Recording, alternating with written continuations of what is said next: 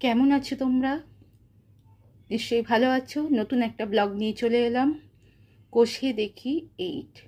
এইটাও একটা পরিমিতির প্রশ্নমালা। এর আগে 4 করিয়েছিলাম, আজ 8 শুরু করলাম। এটা কি? লম্ব বৃত্তাকার চোঙ।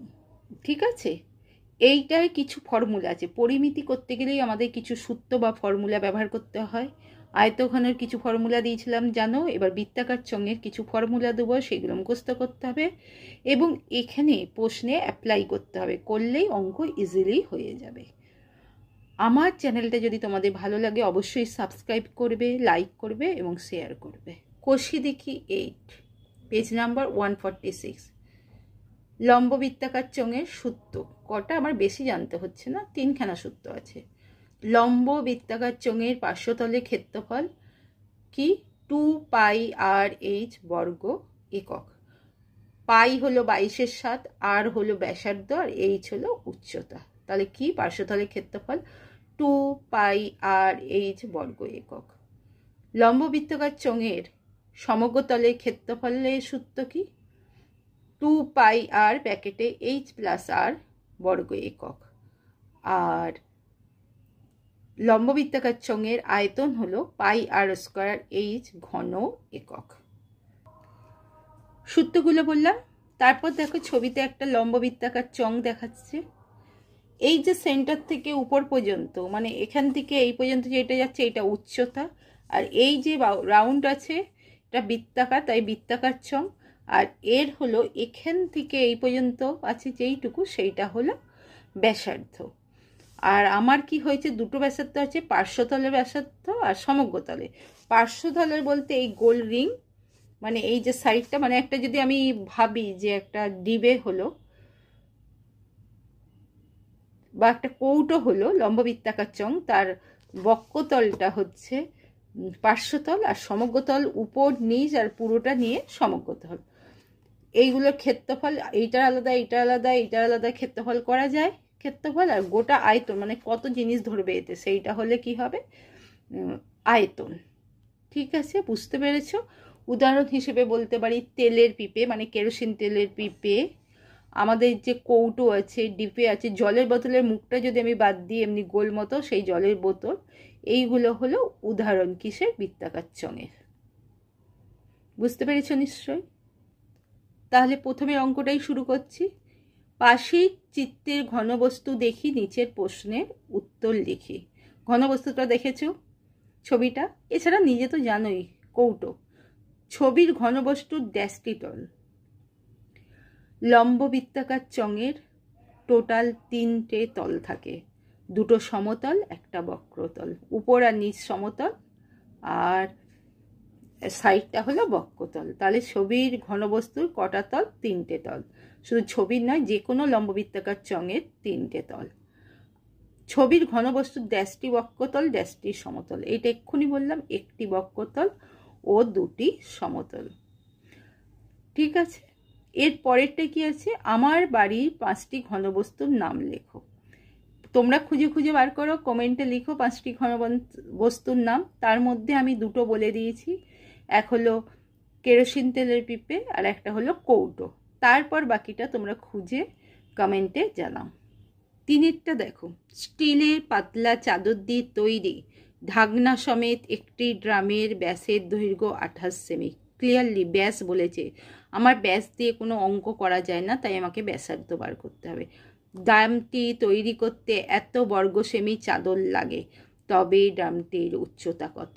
বর্গ সেমি বলেছে মানেই আমার কি কি বলতে হবে? পার্শ্বতলের ক্ষেত্রফল, মানে অর্থাৎ ক্ষেত্রফল জানতে চেয়েছে। ড্রাম তৈরি করতে উপর নিচ সব, তাই সমগ্রতলের ক্ষেত্রফল বার করতে হবে। সমগ্রতলের ক্ষেত্রফলের সূত্র বার করে সেইটা থেকে এইটা সমান করলে অঙ্কটা হয়ে যাবে।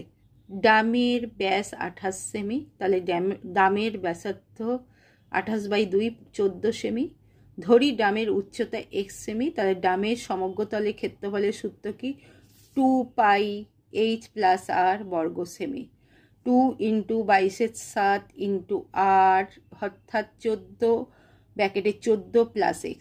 আর তো বলে দিয়েছে 14, তাহলে 7 দিয়ে কাটলাম, 7 × 2 = 14, 22 দুগুণে 44, 44 দুগুণে 88, তাহলে 88 ব্র্যাকেটে 14 প্লাস আর বর্গ সেমি। এইটা কারা বার করলো? আমরা বার করলাম। ডামের সমগ্রতলের ক্ষেত্রফল অর্থাৎ চাদরের অংশটা। তাহলে সেইটা সমান ওরা কত বলে দিয়েছে? 2816।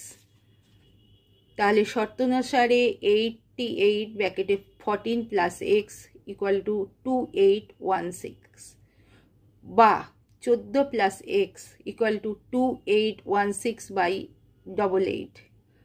88কে 4 দিয়ে গুণ করলাম, তাহলে হলো 22, আর 2816কে 4 দিয়ে কাটাকুটি করছি, যারা পারবে না তারা ভাগ করবে। 4 7 28, 0 4 4 16।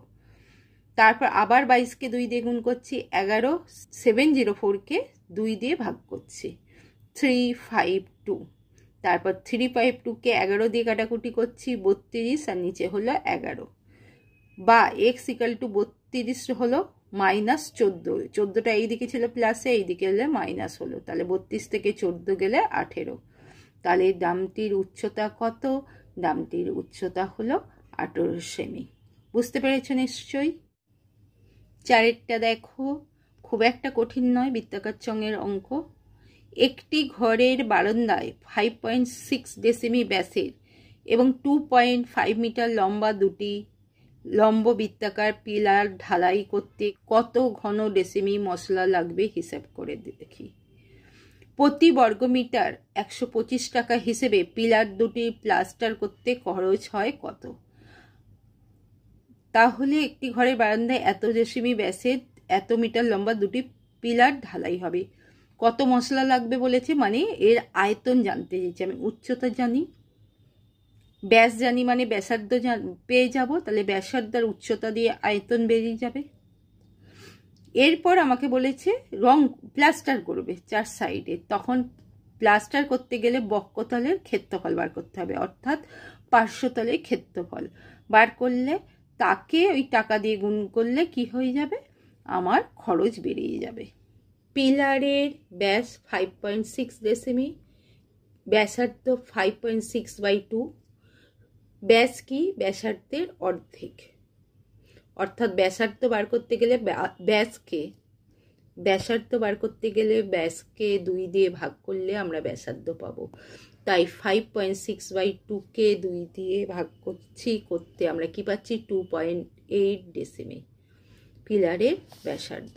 পিলারের উচ্চতা 2.5 মিটার আছে। আমি বারবার বলেছিলাম সেম একক করতে হবে, তাহলে মিটারকে ডেসিমিটারে চেঞ্জ করতে হবে। তাহলে 2.5 মিটার ইকুয়াল টু 25 ডেসিমি, কারণ মিটার থেকে ডেসিমি একটা ঘর 10 দিয়ে গুণ হবে।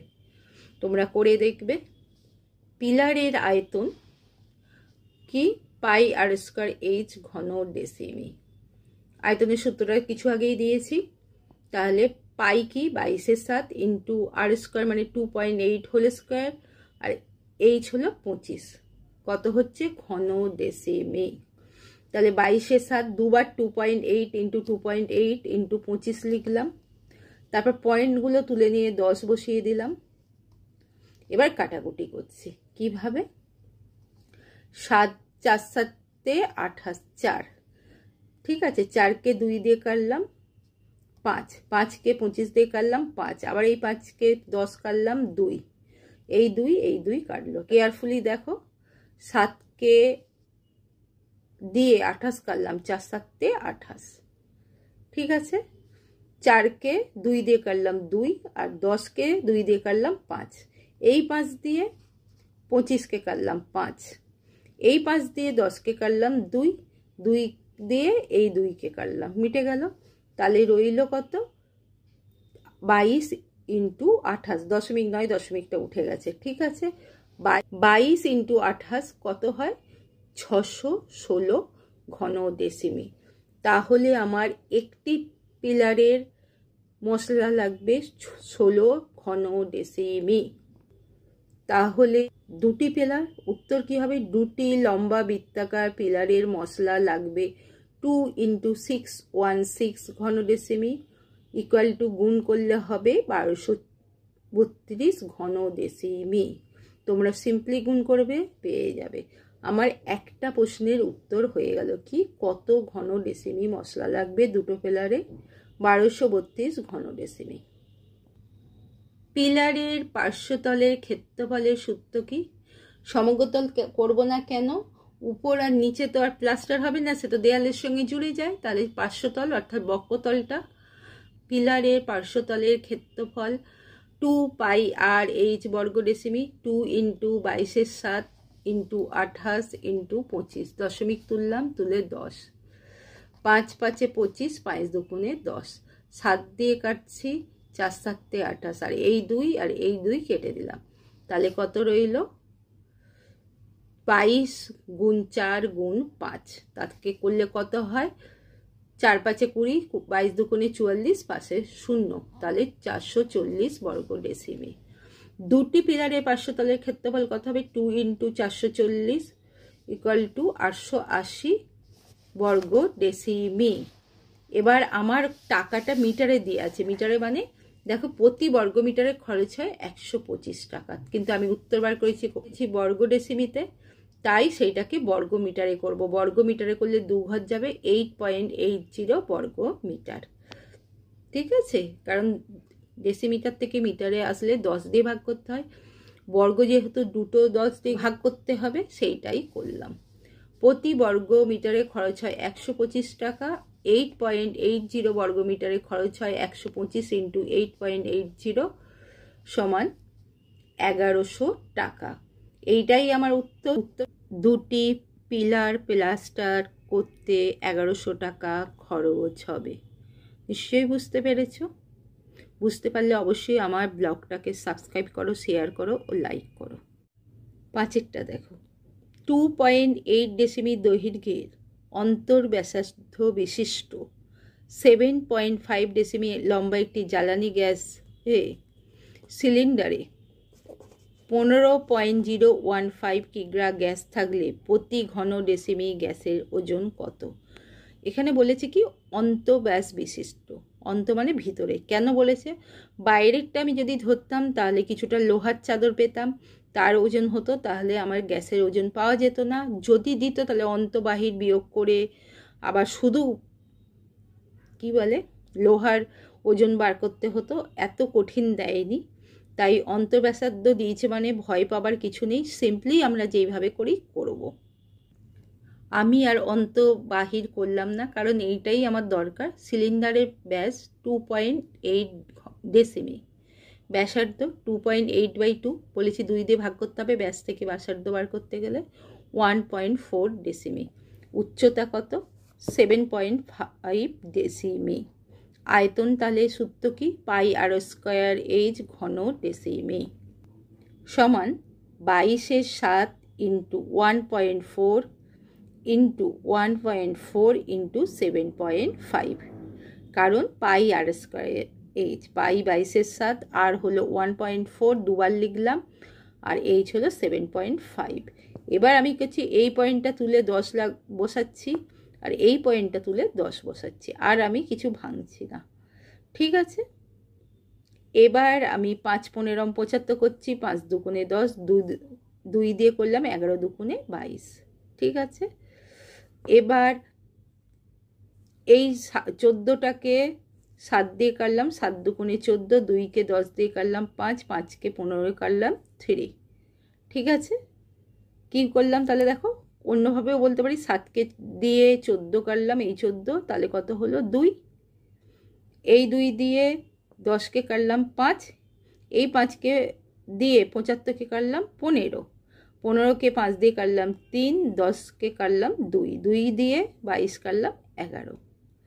ঠিক আছে, এরপর তাহলে আমার কি হচ্ছে, 3 × 11 = 33 × 14, তাহলে তাকে গুণ করলে 46.2 আসছে। কি আসছে? 46.2 ঘন ডেসিমি। এইটা হলো গ্যাসের আয়তন। তাহলে 46.2 ঘন ডেসিমি গ্যাসের ওজন 15.015 কিগ্রা। কিসে আছে? কিগ্রাতে। 1 ঘন ডেসিমি গ্যাসের ওজন কত হবে? 15.015/46.2। ক্লিয়ার? এবার আমি কি করছি, কিগ্রাটাকে আমি কি করছি, গ্রামে পরিণত করছি। তাহলে 1000 দিয়ে গুণ করবো, আর পয়েন্ট তুলে 10, আর এখানে পয়েন্ট ছিল দেখো 15.015, তিনটের দশমিকের পর তিনটে সংখ্যা, তাই একের গায়ে তিনটে শূন্য। 46.2, দশমিকের পর একটা সংখ্যা 10, আর এটা কিগ্রায় আছে, এটাকে গ্রামে পরিণত করতে গেলে 1000 দিয়ে গুণ করতে হবে। ঠিক আছে, করলাম, কারণ গ্রাম থেকে কিগ্রায় যেতে গেলে তিনটে ঘর, অর্থাৎ 1000 দিয়ে গুণ করতে হয়। এরপর আমি কাটাকাটি করছি, কাটাকুটি করছি, 1000 কেটে দিলাম। ঠিক আছে, 2 দিয়ে কাটছি, 5 দুগুণে 10, 2 দুগুণে 4, 3 দুগুণে 6, 1। এরপর আমি কাটছি 3 দিয়ে, 3 7 21, 3 7 21, আর এটা 3 5 15, 0 0 5। এবার 7 দিয়ে কাটছি, 7 11 77, আর এটা 7 দিয়ে করছি, 7 7 49, 7 1 7, 5 7 35। এবার আমি এটাকে 11 দিয়ে কাটছি, 6 11 66, 5 11 55, 65। তাহলে 65 × 5 কত হচ্ছে, 325 গ্রাম। তাহলে উত্তরটা আমার কি হবে, 1 ঘন ডেসিমিক গ্যাসের ওজন 325 গ্রাম। আশা করি তোমরা বুঝতে পেরেছো।